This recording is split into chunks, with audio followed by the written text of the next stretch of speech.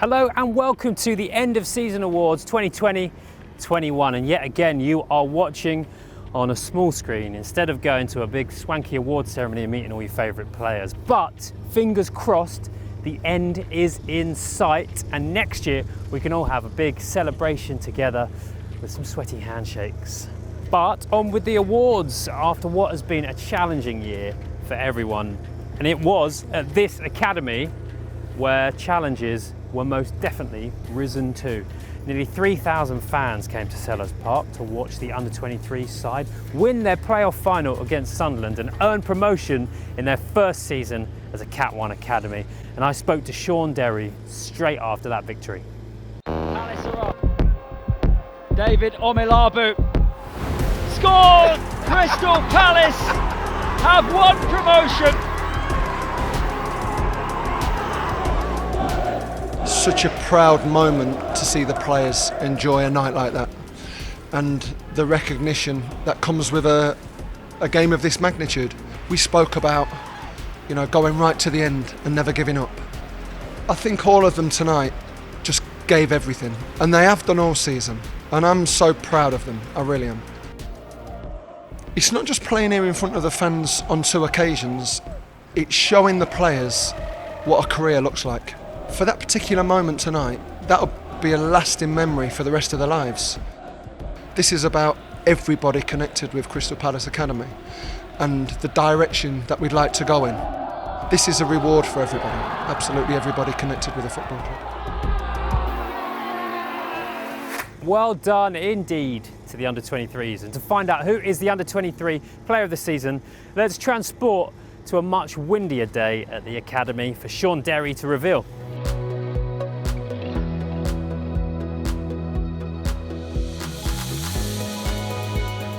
So it's come to that stage of the season, nearing the end, and firstly from my perspective, and on behalf of Stephen as well, and all the coaching staff and everybody connected with us as under-23s, is a massive thank you. Okay, your application and your desire and your professionalism has got us to the stage of the season where we're at. And with that obviously comes individual rewards as well, and that's part of football. And there's been some real top class performance throughout the under-23s this year. But the one particular person who I want to just highlight for this season is somebody who's come from a point of disappointment in terms of leaving one football club and coming into another, a point of understanding what this football club's all about and the DNA that runs through it, and also a point of mixing with different groups, which is exactly what an under-23 player should look like this season. So it'll be playing for us, it'll be moving in and around the first team, it'll be going in different adventures, and that particular player is Reece Hannam. Congratulations, son. Really proud of you. Thank you. All right, well done. Well done. Reece, congratulations on winning under-23 player of the season. What does it mean to you to win this award? Thank you very much, first of all. It means a lot to me to win this award. It's been like a tough season, but a really good one, and one that I've probably taken into consideration. I appreciated it a lot. It taught me a lot, especially about the club, about myself as well, really. But yeah, no, it's been a really good season. Big summer for you last year, leaving West Ham, a team that you've been at for a while, coming to Palace. What drove you on to succeed this season? I think it was all bits of different things, if I'm being honest. I think being released, it kind of gave me a point to prove, not to everybody else, but to myself, to show that I can still play or play at a decent level.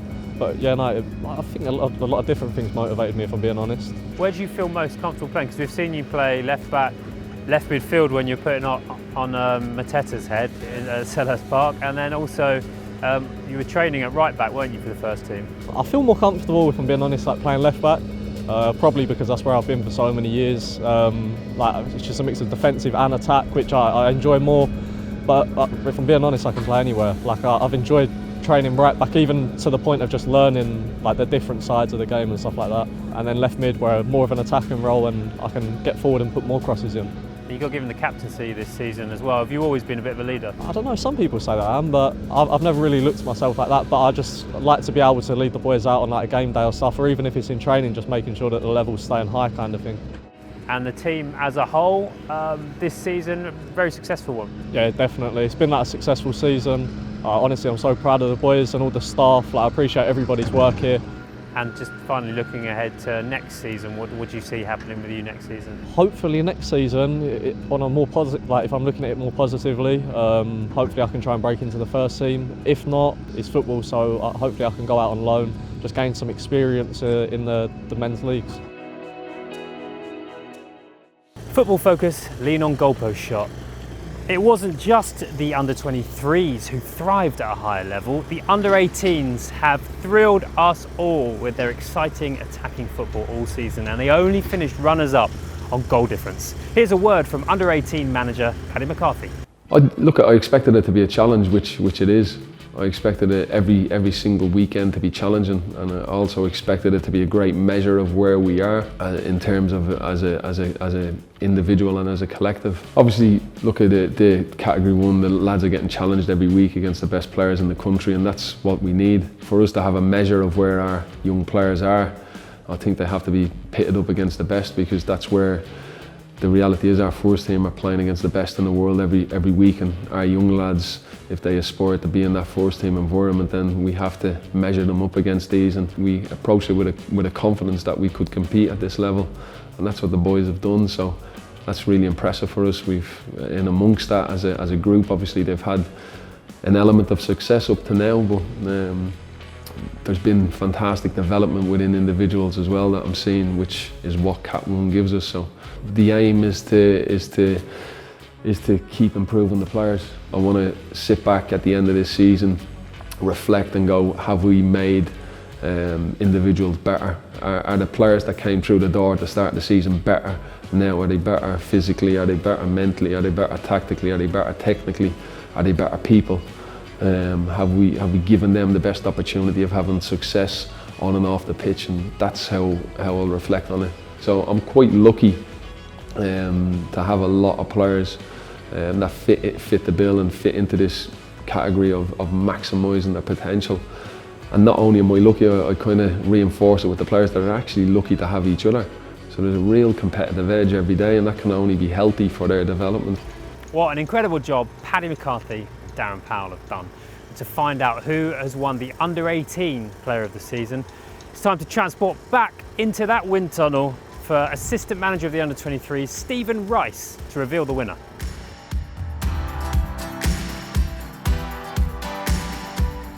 Okay guys, so following on from the 23s, firstly from our perspective, looking at the 18s, and what an incredible season they had and came so close to winning the league. Unbelievable performances throughout the whole squad, and what we've seen in the 18s is huge growth from players from the first half of the season to the second half of the season.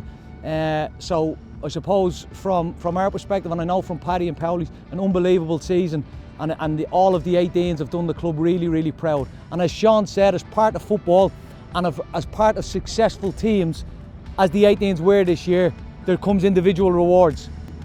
And this award, I suppose, the hardest thing to do in football is to put the ball in the net. And the 18s had a player this year who just couldn't stop doing that. So the under-18s player of the year is David Omelabu. Come on, Dave.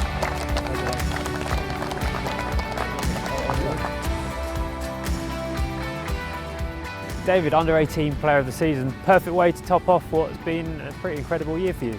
Yeah, obviously us not winning the league hurt a bit, but this kind of softens the blow, and getting highest goal scorer as well helps a lot. And it's a few days after your heroics at Selhurst Park. Has the adrenaline worn off since that yet? Yeah, Sean Derry and Paddy, they usually say you have 24 hours to take it in. Then after that, we focus on the final against Sunderland and focus on that as well, yeah. What do you feel like has been the secret to your success this season? Probably my hunger to succeed and to score goals and to help the team. And hearing the fans chanting your name and already having a chant for you, how did that make you feel? It was a very fantastic feeling, especially because the song was from Julius Moroni as well, club legend, so it was brilliant. and now you're Be Loud, Be Proud, Be Palace. Everyone's rolling with that now, aren't they? Yeah. I don't know. It just came to me when you asked me the question, so I just said that. And just finally, if anyone you wanted to thank at all? Yeah, I thank all the coaches, Paddy, Pauli, and Sean Derry and Stephen for helping me grow this season. And thank all the S&C coaches as well for making me like the player I am today. Cool. Thanks, David, and congratulations. Thank you. Ridiculous stats from David Omalabu this season, and a very well-deserved award. And the aim for all of the players coming through this academy is to get into the first team, and the aim for all first team players is to earn respect of their teammates. A very smooth segue there, because we're going to go over to the training ground canteen for Vice Captain Gary Cahill to reveal who the Palace players have voted as their Players' Player of the season.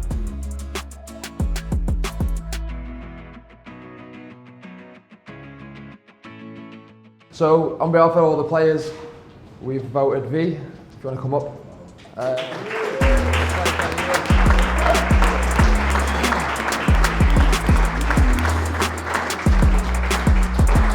Well deserved, mate. Been fantastic, and well deserved.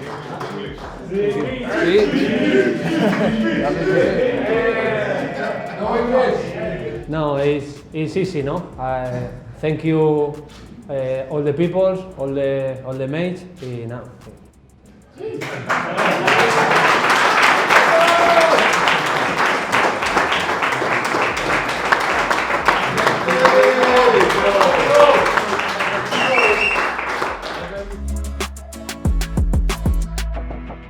Debut album cover casually sit on the steps. The past year has been particularly tough for those less fortunate in the community, but the Palace for Life Foundation have been doing all they can to help. And it's time to fire up that wind machine and head back in time to the academy and speak to CEO of the foundation, Mike Summers, to hear what they've been doing for the past year and also reveal who has won the PFA Community Champion Award.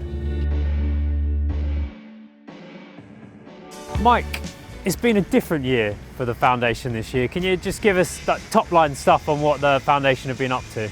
Top line stuff is, as you say, Chris, very, very different year. So about half of the year, I guess we've been locked down under the pandemic, so doing a lot of work remotely with local young people. But the other half of the year we've been back up and running. So since March this year, all of our programs are now back. So we're working out in schools, out in the community, with disabled teams, working also with employability, helping young people get into work.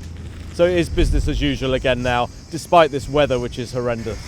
Yeah, not been much of a summer, so I guess, has that affected anything, or has everyone just been glad to be outdoors, getting active anyway? Everyone's happier than ever to be back outdoors, because when you've been cooped inside for a number of months, to get outdoors, to get active again, has been more important than ever. And as you can imagine, right now, coming back out of lockdown, a lot of people have been struck with a lot of challenges, a lot of mental health issues with young people out in the community because of the challenges they've gone through during lockdown, but we're there to help them come through that, support them on a one-to-one basis, work in schools with groups of young people who are particularly struggling. So yeah, our services are more important than ever right now. Right, you've got an award in your hand there.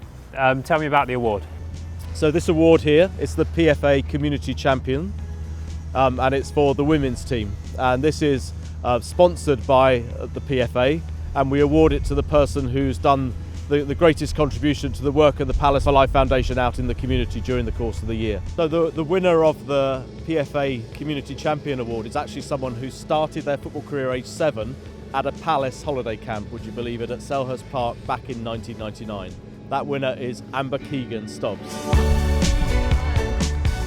Thank you very much. Well done, Amber. Congratulations. Thank you very much. Amber Keegan, congratulations on winning your award. Just tell me what you've been up to in the community in the past year. Been quite busy actually, so I remember some of the stuff I've done is I joined one of their holiday camps on a Zoom call. Bit different to usual, but we kind of had some fun with it. It was at the time of the toilet paper challenge, so we were doing that with the kids and they're in the classroom. We're just talking about what we've been up to and asking them what they've been up to. It's good to work within the limits of what we can do, and I think the community program's so important. So I've done that one. We did the Race Europe, so where it was the online challenge, a virtual challenge for miles around Europe to raise money for the Palace Foundation. That was exciting. We were logging our miles, got a few of the teammates on board. We were logging our miles after training sessions, after walks and things like that. We did the campaign against homophobia in football, so went down to Selhurst Park and we raised some awareness for that. And we did the marathon march, which was really exciting because there was a lot of people getting involved on that. So I was there for the kind of the end and welcoming them in, and kind of it was cool to bring them around their last lap on Selhurst Park. Away from Palace, you do work for a mental health charity. How great has it been for you to share your story in the past year? Yeah, massive. I'd like to say thanks to Palace for helping with that, because it was actually a year ago on Tuesday that I shared the article. So I had an interview, shared the article through Palace, which was amazing. And since that year, kind of all the work that I wanted to do and have dreamt of doing has picked up. So I do some mental health work with the charity and do workshops and Zoom calls as we can at the moment for young players in the game to kind of talk about the importance in sharing. And it's honestly opened my eyes to like the progression I've made in my own mental health story from the day that I shared the article, so just a year, has been bigger than any of the progression I've ever made. And my experience in mental health and my own story has been like 14 years long. So it's just to kind of encourage people to talk more, and I think this year's kind of shown how important it is to focus on mental health and the things we can do for others and for ourselves to keep in check with it. And I think it's highlighted the importance for it, and I'm really glad that I get to work with it. Thanks, Emma Keegan. No problem. Thank you very much. So the winner of the Men's Award is someone who's been involved in 2 of our programmes this year, one of them which is No Room for Racism. So this player has played a very key role in speaking out against racism on our behalf, but also he's been heavily involved in our programme, The Palace Kitchen. And as many of you will recall, Palace Kitchen was a great programme that we ran over both lockdowns, where chefs at Selhurst Park produced over 30,000 meals for people in the local community, working in partnership with a lot of local charities to help. And this player came down to Selhurst Park and became the front man for the Palace Kitchen. The winner of the PFA Community Champion Award is Joel Ward. Joel Ward, PFA Community Champion. How great is it to receive this award this year for everything you've done in the past 12 months? Well, it's an honour. Obviously, this club is built on the community, so to be recognised for that is something special. And it goes to say for all players here, everyone's happy to do stuff when asked, aren't they, to help out in the community? Yeah, absolutely, and I think that speaks volumes of the group and the characters we have within the changing room and from the top to the bottom. Everyone wants to play their part, everyone wants to give something back, and like I said, it's an honour to be awarded with this. And finally, you've been at the club a long time now, so how much have you seen the Palace for Life Foundation grow in the time that you've been here? Enormous. I remember I used to go into, when I first was here, into the stadium, into the little classroom, and see some of the youngsters who were working with the foundation, etc. And now it is where it is, and there's so much going on. There's so much more to go on as well, I think, and so much growth to happen over the coming years. So it's exciting to see how the club's going to continue to grow within the community. This season, loads of brilliant goals have been scored, but just like my acting career, they all happened in front of nobody. Let's have a look at the goals that made it onto the voting page for fans to choose their favourite.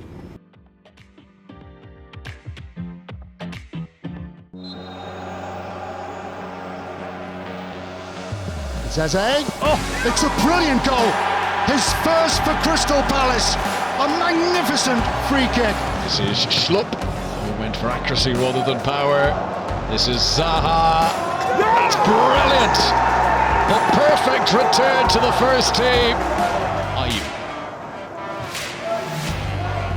It's the works back to Nathaniel Klein, left by Batshuayi, received by Benteke. That could well be the pick of the bunch. Kouyaté, making sure that he held his nerve. There's a lovely drop of the shoulder which bought him some space. Just effortlessly gliding forward here. Ebereeze, it is a sensational goal! Milivojevic, lovely touch from Zaha. It's his shot, and it's a wonderful goal from Wilfried Zaha.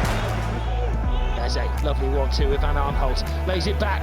Ayew was just a little bit late getting there. Riedewald takes a double deflection, but it cannons through everybody, and Palace are back in it.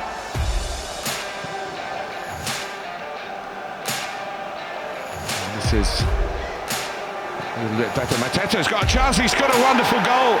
It's smash and grab. What a way to open your Premier League account.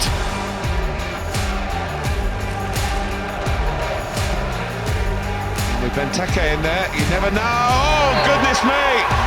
Goodness me! What a steal, but what a goal! And I can reveal that the winner of Goal of the Season 2020-21, as voted for by the fans, is Ebere Eze for his goal against Sheffield United at home.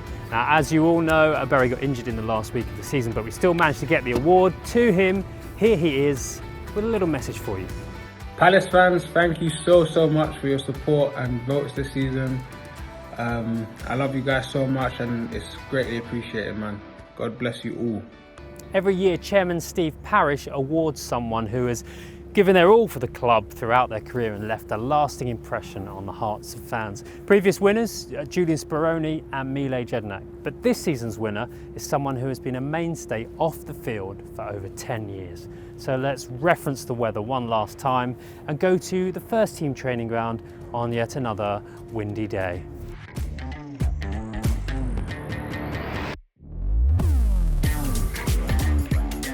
Sometimes at football clubs, there's lots of people that get the plaudits, you know, they get in front of the cameras, get told how great they are. Other people sit in the background, and we all know do a lot of the work that enables us to do the things we do. And since I've been here, one of those people is Scotty. I know everybody wants to do this. I want to do this, Scotty, and just give you an award from me to thank you from the football club for all of the things that you do for all of us. You're first in the morning, you set the standards, you've done it for 11 years, all the time I've been here. We certainly wouldn't be where we are without you, and we want to give you this as a recognition of that. Tell me about Scott Guyatt. What's he like as a coach? Scotty is one, I must say, a very positive person. Every morning he is there with a smile. I think Scotty is a great guy. He always tries to put the good mood in the dressing room. With every manager since I arrived, we had, I think, 3 managers. He did his job in some, let's say, maybe different ways, but he was always there for the team, doing everything that he has in his power. I think it's great because he knows the player. So sometimes when we need like maybe to stay in because we feel like not 100% to train, he will understand, because obviously he knows each of us, and he's been also a player. I think for us as a club is great that we have this kind of person. I think he's doing amazing that job, and for me personally, what is even more important, that he is an amazing person and very positive guy.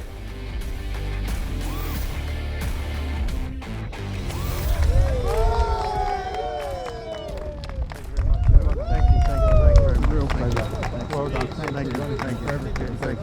Thank you very much. You could have told me. You could have done this inside, Dan. My hair is a mess, man. Scott, congratulations on winning the Chairman's Award for Outstanding Achievement. A nice moment for you there, having it presented to you.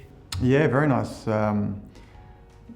A bit taken back, to be honest with you. I wasn't expecting it. I'd been making a few jokes to the players beforehand that I was getting an award, but I had absolutely no idea that that there was an award coming my way. So yeah, lovely surprise. And over 10 years at the club now. It's been eventful, hasn't it? It has. It's been an incredible sort of 10 and a half years. I think it's 11 years in October. So much has happened, experienced so much, so many ups and downs, different managers, different players, but it's been a thoroughly enjoyable sort of 11 years now. And if you could pick out like a couple of the highs, what would you say were the two? Well, obviously the promotion was the big one, but the FA Cup stands out for me. Even though we lost, I think a young lad growing up in Australia, we only ever had the FA Cup as our live game. That was the only live game we ever got to see. So to be part of an FA Cup final was huge. But there are a few other moments there. The Liverpool game, the 3-3 Liverpool game was a great moment as well. So there's been a number of great moments for me. And now I know you and Wilf have a lot of banter about your respective football careers. What's he said about you winning an award? Well, I sort of made the joke that I thought it was about helping Wilf with his career. I thought that was what the award was for, but he wasn't so sure. But no, I've known Wilf for a long time. I've seen him mature and develop into the player that he is today. So it's been a privilege for me to see someone develop the way he's developed. And Joel Ward said that you owe your coaching career to him because of everything you learnt from him when you played together at Bournemouth. Well, I'm not sure about that. I think he owes his Palace career to me, really. I got him to move here, so I was a big part of getting him here. He doesn't tell you that story though, does he? No, he doesn't. No. And just finally, big summer ahead for you. Another change, obviously, with Roy leaving the club. Yeah, it's going to be an interesting sort of 6 months. It's been 4 years of Roy, and I think that's the longest I've certainly experienced in my time here. So it's going to be a big change. Obviously, there's players out of contract as well, so it'll be an interesting summer. Thanks, Scott. Congratulations. Thank you very much. Just 2 awards left now, and it is the big ones. Player of the season. First up, the women's team, and yet another season where they've comfortably stayed in the FA Women's Championship. Let's hear from long-time manager Dean Davenport.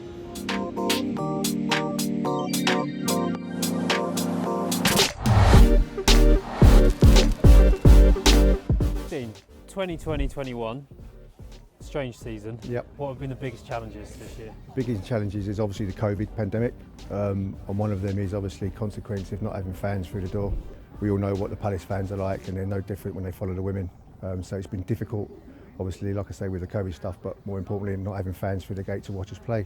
That was a big step up when you went up to the Championship before, but how pleased are you that it's easily safe this season? Yeah, this season's been really pleasing because we've not been in that relegation melee as such. This season we've kind of competed really well. It's a competitive league because there's quite a few full-time teams in it now, and it's important that for us we try and bridge that gap because obviously not being full-time ourselves, but this season we've worked tirelessly hard on obviously our shape and everything else to compete against them top sides, and we've already surpassed our points total from last season, which again is a massive plus for us. So it just shows that we're heading in the right direction. And what has been the high point of the season? Any games that stand out for your performances? I think the Liverpool game, playing against a big stature club like Liverpool. We played them down here. We narrowly lost 1-0, but I think that was our best performance of the season.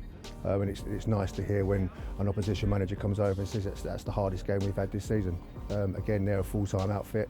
And we played so well that they kind of nicked a goal against all odds, and we could have been 2-0 up in that game. So yeah, it's really pleasing when, like I say, someone from Liverpool comes across and says, look, that was the hardest game this season. Because of how many leagues you've gone up in the time that you've been manager, there's obviously quite a big turnover of players year to year. What do you feel like the character of Palace Women is, no matter who comes in? We treat it like a family, to be fair. I think the players that have been here and stayed constantly through the seasons, they help the next generation of players that come through into the club. We've got an ethos and an identity at the club which they pass on to them new players that come in. So if they're willing to work hard, if they're willing to obviously play for the badge and actually think about what Palace do as a general club, then they fit in. And finally, how much you're looking forward to having fans back in here next season? Cannot wait. Like I say, we've missed them tremendously because they are, I know it's a cliche, but they are our 12th man, and it does help the players. It's been really weird walking out and obviously not seeing anyone there. We've got the flags, as you see on obviously social media sites, etc. But to actually have them here is totally different. Listen, I'm really pleased to hand this award out tonight to a player who I feel has really contributed this season to the club. When she first turned up to the club, we saw glimpses of what she could do. Them glimpses have now come to the forefront, and not just only with assisting goals but scoring goals. So this season's Utility Women's Player of the Year, Bianca.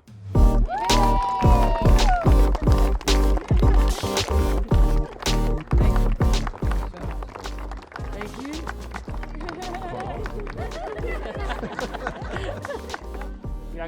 congratulations on Thank you winning very the much. Women's Player of the Season. How much does it mean to you? Oh, it means a lot, to be honest with you. I've worked hard, definitely this season, so I can't really, I mean, I thank the girls definitely as well.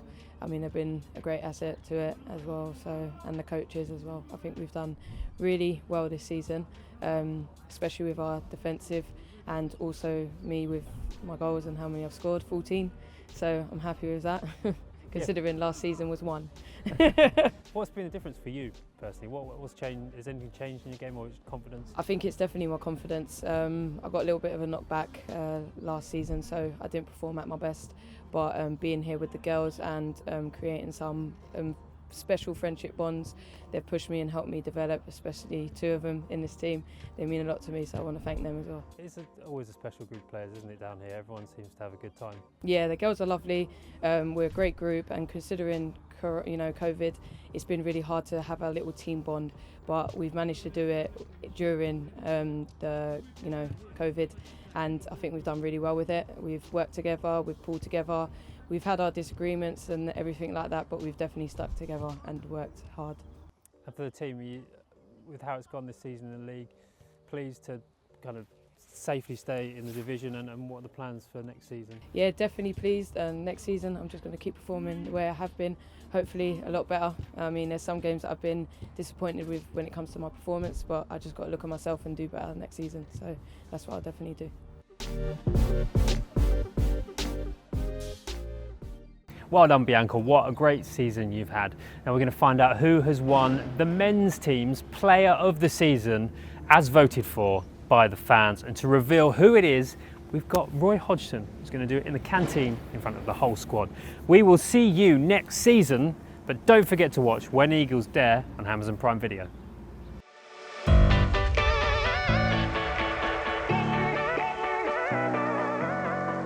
So I have the honour of presenting the Fans Award for the Player of the Season, and amazing enough, Vicente, it's gone to you. So, well done, Vicente.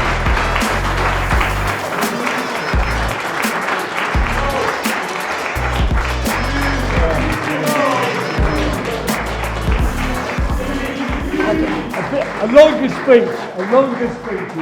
No, I think not only me, no. Dino, first, Jack, Wayne, and Hendo, please come back with me.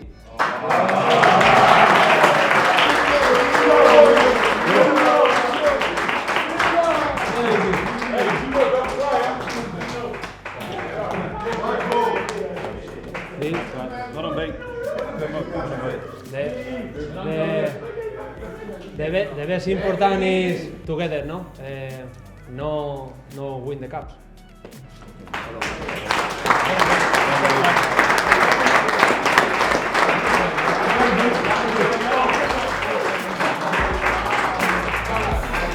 Thank you.